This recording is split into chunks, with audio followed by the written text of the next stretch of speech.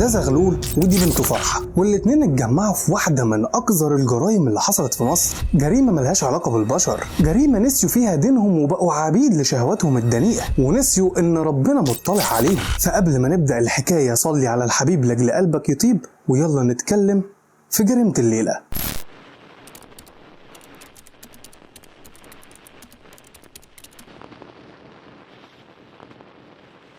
حكايتنا بتبتدي سنة 2019 في محافظة الفيوم، وبالتحديد في قرية طمية. في أسرة هناك مكونة من أب اسمه زغلول ومراته مش هنقول اسمها، ومخلف منها 3 بنات، وبطلة القضية دي هي بنته الكبيرة اللي اسمها فرحة. زغلول في الوقت ده كان في الخمسينات، بس دايما كان عامل مشاكل جامدة في البيت، وكان على طول بيضرب مراته وبناته. والمشكلة إن بناته مش عارفين هما بيتضربوا ليه من أبوهم، بس هم اتعودوا إنه على طول عصبي ومش طايق نفسه ولا طايق اللي حواليه. المهم بنت زغلول الكبيرة اللي اسمها فرحة تمت في الوقت ده 19 سنة، وساعتها تقدم لها عريس، وهي على طول وافقت عليه علشان تهرب من العيشة اللي هي عايشاها مع ابوها. العريس ده شغال في دولة عربية، وقرر ان هو يتجوز فرحة وبعدها هيسافر على طول، وهي هتقعد مع اهله في البيت وهينزل لها كل فترة اجازة. المهم الجوازة تمت بشكل عادي جدا في بيت عيلته، وبعد شهر من جوازهم العريس سافر عشان يكمل شغله. اما فرحة قعدت مع والده ووالدته، وفي نفس الوقت فرحة متضايقة ومعترضة ان جوزها سابها ومشي وهي لسه عروسة جديدة، بس في الاخر رضيت بالامر الواقع. لكن تعدي الايام وفرحة تبتدي تتخنق من العيشة اللي هي عايشاها، لدرجة انها كل شوية كانت بتكلم جوزها وتقول له انها مش متجوزاه عشان تخدم والده ووالدته. ومن هنا الخلافات زادت بينها وبين جوزها، ومش بس كده، ده الخلافات زادت برضه بينها وبين حماها وحماتها. وكل ما جوزها يحاول يتصل بيها عشان يهديها كانت تقعد تلومه وتقول له ان هو مسافر وسايبها لوحدها. وفي اخر الحوار وصلوا لقرار الطلاق، وان العيشه بينهم وهم بينهم مسافات بقت مستحيله. وبعد ما الطلاق يتم فرحه تلم هدومها وترجع لبيت ابوها من تاني.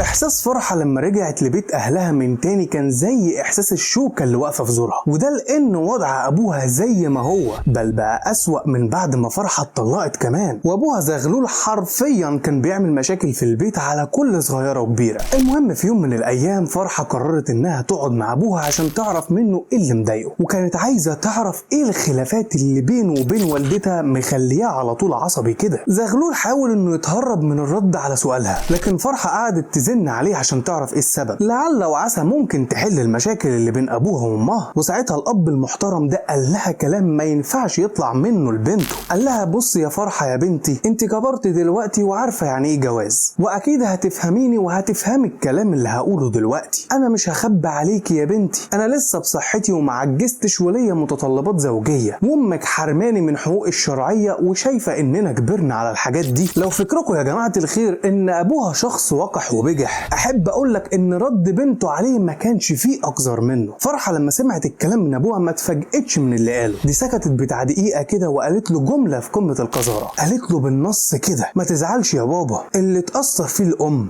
البنت تسد فيه. سمعت في حياتك قذارة اكتر من كده؟ المهم زغلول امن قدام بنته وهو مش مدرك اللي قالته، والمفروض ان الاب الطبيعي لما يسمع كلام من بنته بالشكل ده يقوم يعجنها، لكن احب اقولك ان الكلام ده ما حصلش.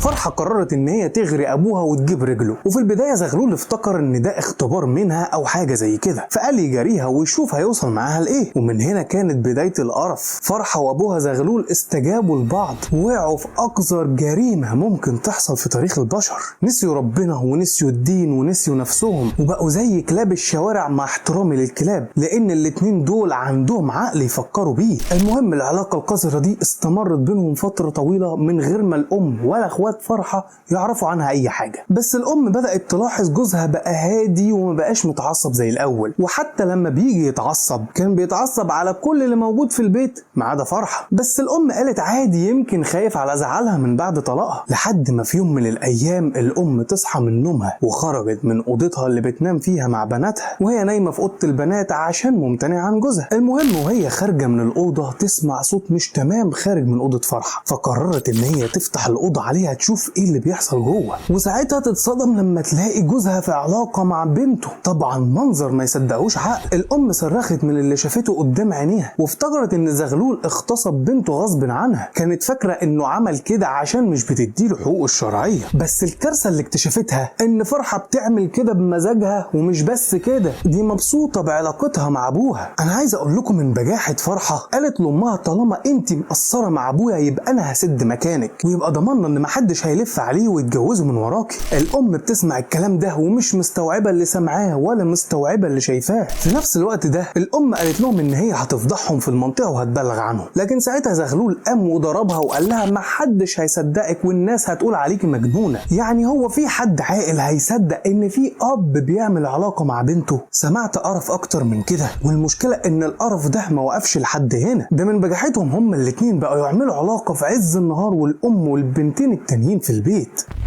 يعدي وقت والعلاقة المقرفة دي لسه موجودة، والأم حاولت كتير تمنعهم عن الجريمة اللي بيعملوها، بس محاولاتها كلها كانت فاشلة. فالأم تقرر إن هي تاخد بناتها الاتنين وتسافر القاهرة وتسيب البيت القذر ده بقرفه. ده غير إنها سافرت عشان خايفة على بناتها الاتنين التانيين من أبوهم لحسن يعمل فيهم زي ما عمل مع بنته الكبيرة. المهم القرف ده فضل موجود بين فرحة وأبوها حتى لما الأم سابتهم ومشيت، وطبعا هم قدام الناس أب وبنته، فمفيش حد عنده شك إن في حاجة تحصل ما بينهم. والأم ما قطعتش علاقتها ببنتها للأبد، وكانت بتطمن عليها وبتحاول تعقلها وتنصحها بأن اللي بتعمله ده ملوش دين ولا ليه علاقة بالبشر. وفرحة قالت لها إن العلاقة دي انتهت خلاص ومش هتعمل كده تاني، وطلبت منها إنها ترجع البيت. لكن الأم قالت لها إن من بعد اللي حصل ده مستحيل تعيش مع جوزها تاني. بس المشكلة بقى إن العلاقة اللي بين فرحة وأبوها لسه ما انتهتش.